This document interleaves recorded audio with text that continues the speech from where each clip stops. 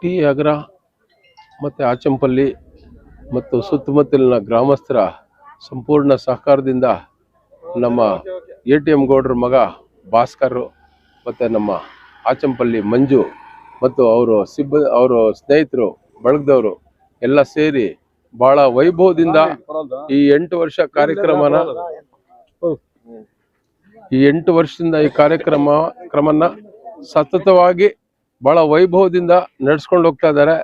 ದೇವರು ಅವ್ರಿಗೆ ಎಲ್ಲರಿಗೂ ಆರೋಗ್ಯ, ಐಶ್ವರ್ಯ, ನೆಮ್ಮದಿ, ಸುಖ, ಶಾಂತಿ ಸಿಗಲಿ ಅಂತೇಳಿ ಎಲ್ಲರಿಗೂ ಆಶಿಸ್ತಾ ಇದ್ದಾನೆ. ಮತ್ತು ಭಾಳ ಎಷ್ಟು ಕಷ್ಟಪಟ್ಟು ತುಂಬ ಪ್ಲ್ಯಾಂಡಾಗಿ ಮಾಡಿದ್ದಾರೆ. ನಾವು ತಿರುಪತಿ ಅಲ್ಲ, ಇಲ್ಲಿ ಒಳಗಡೆನೆ ವೈಕುಂಠಕ್ಕೆ ಹೋದಂಗೆ ಅನಿಸ್ತಾ ಇದೆ ನಮಗೆ. ಹಿಂದಿನ ವರ್ಷನೂ ನಮ್ಮ ನೀಲಕಂಠೇಗೌಡರು, ನಾನು, ರಾಜು ಎಲ್ಲ ಬಂದಿದ್ವಿ.